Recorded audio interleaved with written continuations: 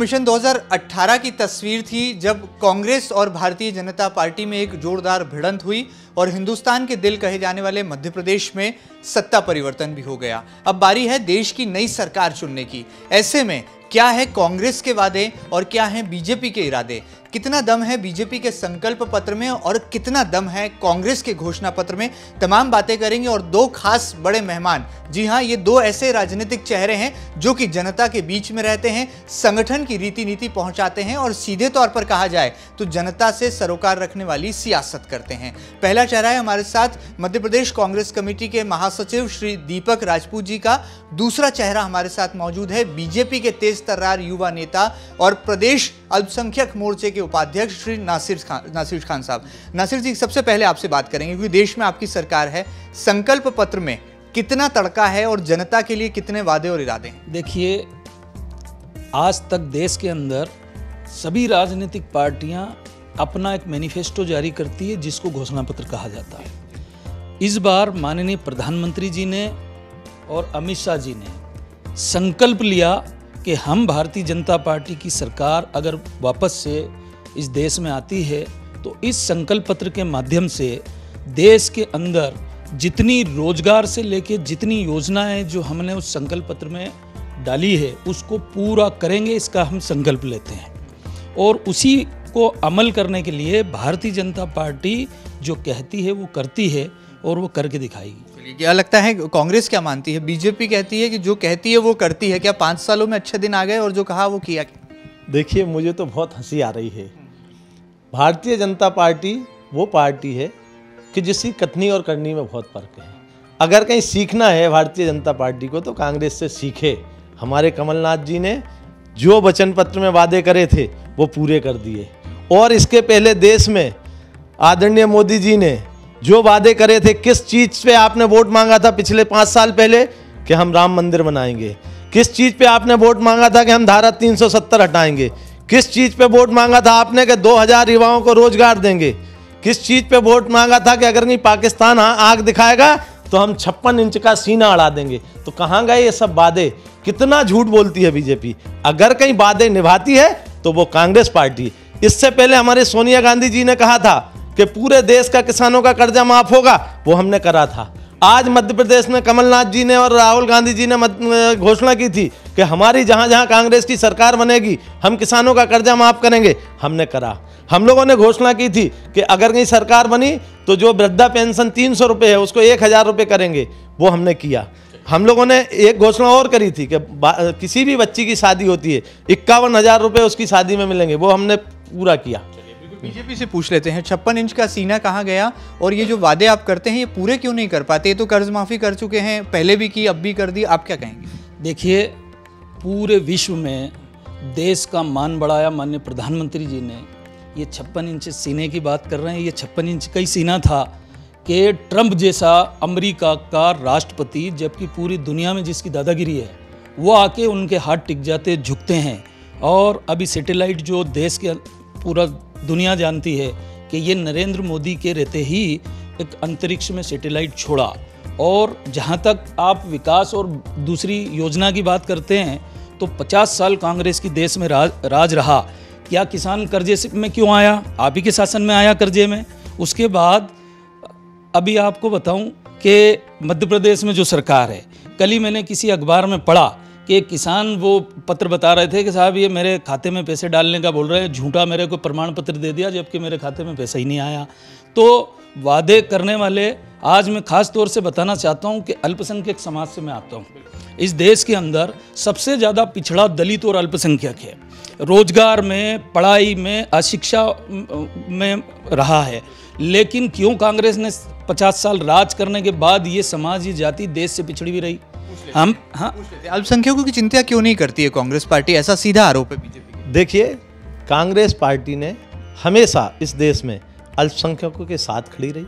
गरीबों के साथ खड़ी रही, SC/ST के साथ खड़ी रही, और उसने कभी भी हिंदू, मुस्लिम, सिख, ईसाई आपस में सब भाई भाई ये नारा दिया, कभी भी बांटने की कोशिश नहीं करी। और ये जिस पार्टी में हमारे नासिर भाई, उस पार्टी ने जिंदगी में सिर्फ एक ही काम करा, कभी जात के नाम पे लड़ाओ, कभी धर्म के नाम पे लड़ाओ, दंगे कराओ, फसाद कराओ और देश को बर्बाद करो। ये आरोप सही है क्या? दंगे फसाद कराओ, बांटो, विभाजन की राजनीति? देखिए, बड़ा दुर्भाग्य है इस देश का कि सबसे खतरनाक दंगे मैंने अपने जीवन में 84 में देखे। इंदिरा कांड हुआ था, पूरे देश ने देखा। किसने कराए? कांग्रेस के बड़े बड़े पदाधिकारी उसमें दोषी हैं। दंगे की जहाँ तक बात कर रहे हैं, उत्तर प्रदेश से लेके पूरे देश के अंदर 11,000 दंगे हुए और कांग्रेस के शासन में हुए। आप अगर भारतीय जनता पार्टी, कांग्रेस ने हमेशा क्या किया, फूट डालो, राज करो, जाति और धर्म के नाम पे बांटते रहे।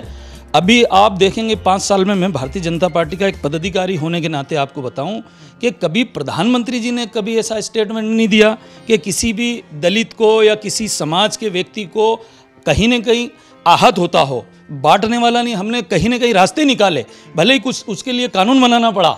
एक पूरे देश ने देखा कि सुप्रीम कोर्ट में एक विषय चल रहा था, उसको हमने, हमारी सरकार ने उसको लाया कि हमारे दलित भाई नाराज नहीं हो जाए, और कुछ कांग्रेस के ऐसे तथाकथित लोगों ने उसको इस तरीके से प्रचलित किया और माहौल बनाने की कोशिश करी कि भारतीय जनता पार्टी ने दलितों के लिए ऐसा कानून बनाया जिससे उनको नुकसान हो रहा है। जी, क्या दलित हितैषी नहीं है कांग्रेस पार्टी? ऐसा आरोप है बीजेपी। तो बीजेपी तो आरोप लगाना ही जानती है, करती कुछ भी नहीं है। कांग्रेस पार्टी जब से देश आज़ाद हुआ, इंदिरा जी का नारा था, नेहरू जी का नारा था, सोनिया जी का नारा है, राजीव जी का नारा था, सबसे पहले गरीबों के साथ खड़ी है। जाति धर्म की बात कभी नहीं करती है। और जो 20%, 30%, 40% जब भी समय के हिसाब से जो गरीबी रेखा रही, सबसे पहले जो भी योजना बनाई कांग्रेस ने गरीबों के लिए बनाई। उसके बाद कभी ये नहीं देखा कि ये हिंदू है, ये मुसलमान है, ये सिख है, ये ईसाई है, किस हिसाब से राजनीति करना। हिंदुस्तान का हर नागरिक, उसको समानता का अधिकार है, और हर नागरिक के लिए एक जैसा कानून बनाया और गरीबों के लिए एक जैसी योजना बनाई। और अल्पसंख्यकों के लिए कितना करा, SC/STों के लिए कांग्रेस ने, ये सब हम ही लोग तो लाए। और फिर युवाओं के लिए मनरेगा लाए। उसके बाद आप क्या करते हो, कहते कुछ हो, करते कुछ हो। धारा 370 हटाने की बात करते, नोटबंदी ले आते हो, GST ले आते हो कि जो हम लोगों ने धंधे स्थापित करे थे कांग्रेस की सरकार ने मनमोहन सिंह से, वो तुम नष्ट करने आ गए। आज तुम 56 इंच की सीना की बात करी, उसके बाद सबसे पहले राफेल घोटाला आपने करा है। इसके बाद आपकी सोच कहाँ है? कांग्रेस की सोच सबको लेके चलने वाली। और आज आप घोषणा पत्र की बात करें तो घोषणा पत्र में देखिए ना, हम ये वादा कर रहे हैं क्योंकि हमने करके दिखाया। आपने आज तक, मैं तो कहता हूं, और अगर कहीं कांग्रेस की सरकार बनेगी तो अगर कहीं मेरी बात वहां तक पहुंची हमारे नेतृत्व, तो मैं ये कहूंगा कि जो ये झूठे घोषणा पत्र में झूठे वादे करके अपनी सरकार बनाते हैं, धारा 370 हटाने की बात करते हैं, राम मंदिर बनाने की बात करते हैं और मुद्दे लेके आते हैं, उस समय जनता को भ्रमित करते हैं और उसके बाद अपने वादे पूरे नहीं करते, इनको जेल में डाला जाए। वादे पूरे नहीं करते हैं और बार बार ये कहा जा रहा है कि 56 इंच के सीने की जरूर बात करें, लेकिन नोटबंदी से धंधा, व्यापार, व्यवसाय चौपट हुआ है। 5 सालों में अच्छे दिन का इंतजार कर रही थी जनता, ऐसा कांग्रेस का। हम पिछले चुनाव में, हमारा सबसे बड़ा मुद्दा था कि देश के अंदर जो काला धन है वो वापस आना चाहिए जो विदेशों में है। आया क्या काला धन? मैं आपको ये बताऊं, उसी बात को लेके माननीय प्रधानमंत्री जी ने अगर नोटबंदी की, उसके लिए देश के हित में कई बार अगर कोई अच्छा कदम उठाना है तो कड़वी गोली खानी पड़ेगी। उसके लिए हमको तैयार रहना चाहिए और हम सब तैयार थे। कहीं न कहीं अब इन्होंने कहा कि कांग्रेस ने गरीबों के लिए काम किया। कांग्रेस के नेता हमेशा ये कहते हैं कि गरीबों के लिए काम करने की बात, लेकिन मैं आपको बताऊं कि सबसे ज़्यादा सत्ता में रहते हुए गरीबों को ही हटाया। इंदिरा गांधी ने नारा दिया था कि गरीबी हटाएंगे, क्यों नहीं हटी भैया? 50 साल आपकी देश में राज रहा, क्यों आप गरीब? आज देश में सबसे बड़ी बात बताऊं, अल्पसंख्यकों की, जैसा अभी आपने बात कही, हमारे मुस्लिम समाज में सबसे ज़्यादा कम शिक्षा का स्तर है पढ़ाई का। क्यों शोषण हुआ मुसलमानों का? वोट आप लेते हो थोकबंद, कभी उनके हाल जानने नहीं जाते। मैं जिस का क्या हुआ, राम मंदिर का क्या हुआ? आपकी सरकार पिछले 20 साल 25 साल से पूरी तरह राजनीति कर रहा है, वोट की राजनीति राम मंदिर पे। न्यायालय में विषय है, जनता पार्टी के पदाधिकारी न्यायालय में विषय है। मंदिर क्यों नहीं बना? आप राम मंदिर के पक्ष में हैं या न्यायालय को मानते हैं कि नहीं मानते हैं? न्यायालय, आप मेरी बात तो सुनिए। देश में सर्वोच्च न्यायालय को आप मानते हैं कि नहीं मानते हैं? आप तो एक बात बताओ। सबको मानते पर तीन तलाक का कानून आ गया तो राम मंदिर में क्यों अड़चन आई? नहीं, उसमें विषय ये है कि देखिए कुछ भावनाओं से जुड़ा मुद्दा है।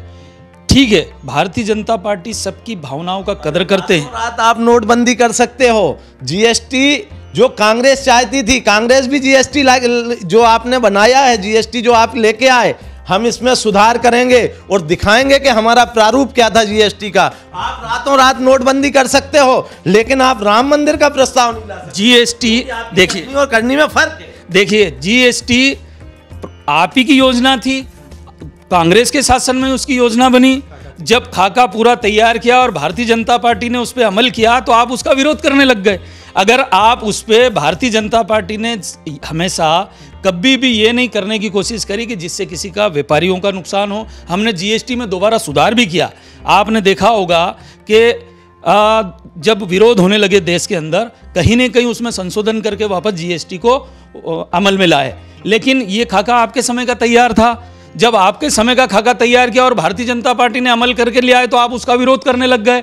तो विरोध की जो राजनीति कांग्रेस करती है, कोई भी अच्छे कदम का आप उसका स्वागत नहीं करते हो। ये तो कहते हैं कि गब्बर सिंह टैक्स है। क्या गब्बर सिंह टैक्स? बिल्कुल 100% गब्बर सिंह टैक्स है, क्योंकि हम लोग जब जीएसटी लेके आए, जब भारतीय जनता पार्टी ने विरोध करा था, और हमारा जो जीएसटी है वो मतलब अंश मात्र भी इस जीएसटी और उस जीएसटी की तुलना नहीं की जा सकती। हमारे जीएसटी में जो टैक्स का रेशो है वो बिल्कुल कम है।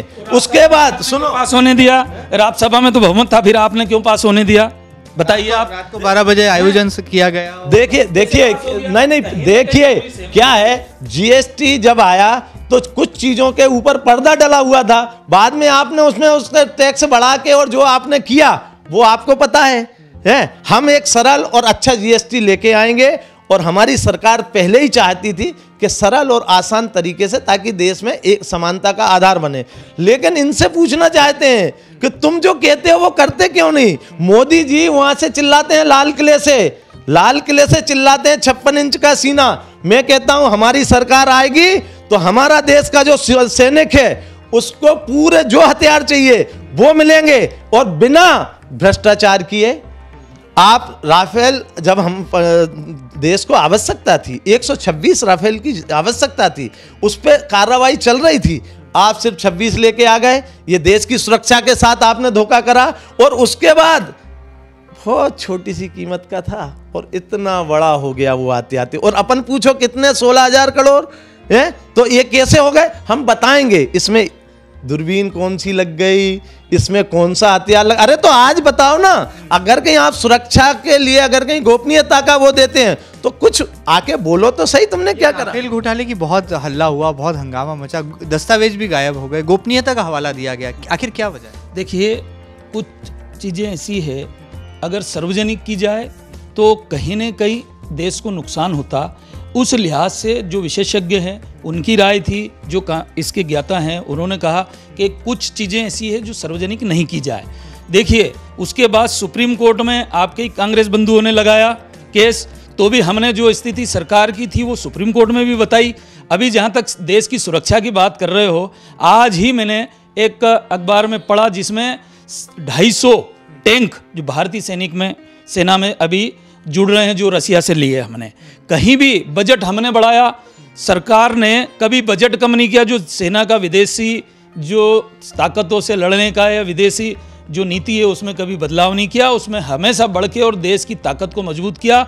जहाँ तक अगर आप बोलते हो कि प्रधानमंत्री जी जो बोलते हैं वो करते नहीं, तो फिर कांग्रेस का सुपड़ा साहब कैसे हो गया साहब? आज देश के अंदर जितनी बहुमत से सरकार बनी, आप पिछले 3 सरकार 4 सरकार देखो, इन्हीं के सहयोग से लंगड़ी लूड़ी सरकार जो बनी थी पूरे देश ने देखा उनने क्या किया। ये तो क्लियर शॉट मेजॉरिटी लेके आए, आप तो बैसाखियों पर चले ऐसा आरोप। देखिए, हम लोगों ने कुछ गलतियां की होंगी, हम इसको स्वीकार करते हैं, और तब तो जनता ने आपको, भारतीय जनता पार्टी को, नरेंद्र मोदी को इतना बहुमत देकर देश का प्रधानमंत्री बनाया। लेकिन फिर आपने क्या करा? तो जो हश्र शायद हम लोगों की कुछ गलतियों से हुआ था उससे 20 गुना खराब हश्र आपके साथ होने जा रहा है। आज देश की जनता नाराज है, आज देश का किसान नाराज है, आज देश का सैनिक नाराज है, आज देश का युवा नाराज है। आपकी कथनी करनी में फर्क है। और आपको एक बात बता दें, हमारी सरकार आएगी किसानों के लिए, किसान आयोग हम बनाएंगे, किसानों की आवश्यकता सबसे पहले पूरी करेंगे। जो बड़े बड़े उद्योगपतियों के लोन भारतीय जनता पार्टी ने माफ कर दिए, हम वो नहीं करेंगे। हम पहले अपने किसान का दर्द समझेंगे। हम पहले 20% जो हमारे गरीब हैं, जिसके लिए राहुल जी ने कहा है अपने घोषणा पत्र में, कमलनाथ जी ने कहा है अपने घोषणा पत्र में कि 72,000 रुपये साल दिया जाएगा। और जैसे हमने अपना किसानों को दिया हुआ वादा निभाया, वैसे हम अपने युवाओं को और गरीब भाइयों को दिया हुआ वादा निभाएंगे। और इसके साथ युवाओं को वादा कर रही है कांग्रेस सरकार, वचन दे रही है, जैसे मध्य प्रदेश में दिया वैसे देश में दे रही है कि हमारी सरकार बनेगी तो 22 लाख युवाओं को रोजगार सरकार बनते से ही नौकरी दी है। और जितने पद खाली हैं पूरे देश में, प्रदेश में, फौरन भरे जाएंगे।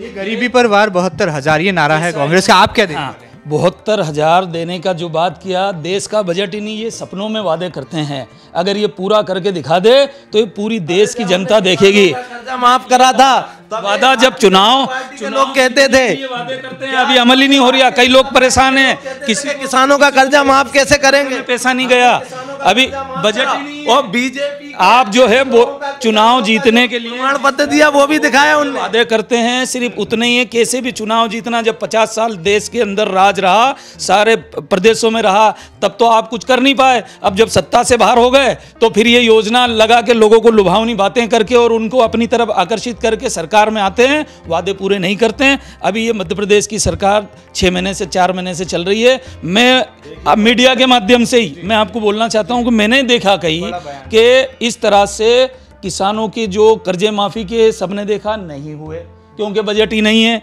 आप बोल कुछ रहो, अभी आचार संहिता का बहाना ले लिया कि साहब आचार संहिता लग गई, किसानों के खाते में जाएंगे पैसा।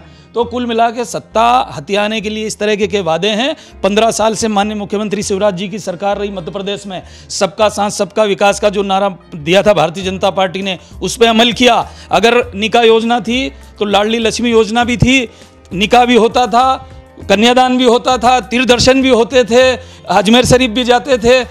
तो इस तरह से कभी बांटने का काम नहीं किया। हमने जो बोला वो करा। 200 योजनाएं मध्य प्रदेश में सरकार ने चलाई और उस पर अमल किया। 15 साल सरकार रही। अभी थोड़ा सा अंतर है, वो भी आपको दिख जाएगा, चुनाव के बाद पूरा हो जाएगा। कोई आप, हाँ, आपको मैं ये बताऊं कि जो बोलते हैं वो करेंगे। हम अपनी बात से कभी नहीं पलटेंगे। भारतीय जनता पार्टी पूरे देश में, प्रधानमंत्री जी ने कभी ये नहीं कहा कि ये कोई दलितों से हटके है, मुसलमानों से हटके। प्रधानमंत्री ने 130 करोड़ जो भारतीय देश का नागरिक है, 130 करोड़, हर उस 130 करोड़ नागरिकों की बात करते हैं प्रधानमंत्री। चुनाव के बाद क्या होने? महेंद्र भाई, इनका जवाब देना। नहीं, बहुत कुछ होगा, मैं बताने वाला हूँ अभी। इनने कहा सबका साथ सबका विकास। भारतीय जनता पार्टी ने किसका साथ पकड़ा? जम्मू कश्मीर में जो राजनीतिक दल महबूबा मुफ्ती जो आतंकवादियों का साथ दे रही थी, ये कहते हैं हम आतंकवादियों का निपटारा करेंगे और जाके आतंकवादियों के साथ सरकार बनाते हैं। लेकिन कांग्रेस पार्टी ये कहती है, सुनिए सरकार, सुनिए, जम्मू जब आपका वादा अगर आतंकवादी है तो वो तो आप भी रहे हो। महबूब, आज आपके जो सीएम थे मुफ्ती मोहम्मद सईद में आपके कथनी कलीद हैं, और वो आपकी उसमें इनकी कांग्रेस की सरकार रही, नरसिम्हा राव की, उसमें वो मंत्री थे। आपने जो वादा करा जनता से और जिसका विरोध करते थे उसके साथ सरकार बनाई। कांग्रेस पार्टी में वो आप पूरे विश्व में आतंकवादियों के खिलाफ एक बड़ा मध्य प्रदेश के मुद्दे पर आते हैं। कश्मीर का मसला तो हल होगा आने वाले कल में। मध्य प्रदेश की 29 सीटों में से कितनी सीटें आप जीतेंगे और कितनी सीटें आप जीतेंगे? अभी आपके पास कुल मिलाकर यहाँ पर देखा जाए तो 3 सीटें कांग्रेस के खाते में हैं, 26 आपके पास है। आगे क्या तस्वीर? हम 29 के 29 सीट जीतेंगे। ये मध्य प्रदेश की जनता पिछले 4 महीने से देख रही है कांग्रेस की सरकार। और पूरे देश की स्थिति देखो आप, तो किस स्थिति में कांग्रेस चली गई। पूरे देश ने भोगा है 50 साल, सबका शोषण हुआ। कोई जाति समाज धर्म ऐसा नहीं रहा जो कांग्रेस ने उनका शोषण नहीं किया। भोपाल में चेहरा क्यों नहीं मिल रहा है? दिग्विजय सिंह भीड़ है, आपके पीछे पोस्टर लगा, मैंने देखा है। हमारे पास इतने नेता है कि हमको ये समझ में नहीं आ रहा कि किसको लड़ा है। हमारे पास भीड़ है। इसलिए हमारे पास ये नहीं है कि नेताओं का टोटा के ढूंढ के लाएं या कहीं से आयात करें। हमारे 29 में से आप कितनी जीतेंगे? देखिए महान भाई, हम 29 में से 29 जीतेंगे, और इसलिए जीतेंगे कि जब मनमोहन सिंह जी की सरकार थी, मनरेगा हम लोग लेके आए, गरीबों के लिए शिक्षा का अधिकार हम लोग लेके आए, ऐसी अनेक योजनाएं कांग्रेस पार्टी लेके आई, और उसके बाद भारतीय जनता पार्टी एक योजना भी लेके नहीं आई। और हम फिर यह घोषणा करते हैं कि भारतीय जनता पार्टी से लोग त्रस्त आ चुके हैं। महिला उत्पीड़न में नंबर 1 रही है, किसानों की हत्या में नंबर 1 रही है, किसानों की हत्याओं में नंबर 1 रही, बेरोजगारी के लिए पकौड़े तलवा रहे, आज इंजीनियर पकौड़े तलेगा, ये इंजीनियरों को पकौड़े तलवाने के सपने दिखा रहे। कौन इस पार्टी को वोट देगा जिसकी कथनी और करनी में फर्क है? हमारी 29 में से 29 सांसद, कौन वोट देगा? कैलाश जी कह रहे थे मेरे को लड़ा मेरा, अरे दिग्विजय सिंह जी को भोपाल के दिग्विजय सिंह जी के सामने भेजिए, आपके पास एक से एक नेता है, क्यों डर रहे आप? डर रहे हैं? बिल्कुल हम नहीं डर रहे हैं। हम आपको बताऊं, ये घबरा के सब भग जाएंगे मैदान छोड़ के। हमारे पास एक नहीं बहुत, हमारे शेर में के अलावा आपका मुकाबला करने के लिए। ये कौन है शेर और कौन है सवा शेर, इसका फैसला जनता को करना है, क्योंकि दोनों की आवाज में शेर से ऐसी गड़गड़ाहट भी है, तेज तलखी भी है। लेकिन मुद्दों की बात है, जनता किसे चुनने वाली है? क्या बीजेपी को एक मौका और देगी या कांग्रेस पार्टी को आजमाने वाली है? यह हमें आने वाले कल में पता चलेगा। लेकिन इतना जरूर है कि ये जो हंगामा फिलहाल खड़ा हुआ है, ये 23 तारीख को इसकी तस्वीर साफ होगी, और हिंदुस्तान के दिल से कितनी सीटें कांग्रेस और बीजेपी में जाती है, यह भी आने वाला कल हमें बता देगा। हमारे साथ दोनों खास मेहमान मौजूद थे, हम दोनों का शुक्रिया अदा करेंगे। हमारे साथ जुड़े थे बीजेपी के प्रदेश उपाध्यक्ष श्री नासिर भाई और कांग्रेस के महामंत्री श्री दीपक राजपूत जी। ताजा तरीन खबरों के लिए आप कहीं मत जाएगा, लगातार देखते रहिएगा एमपी न्यूज, क्योंकि चुनाव की खबरें मतलब एमपी न्यूज। नमस्कार।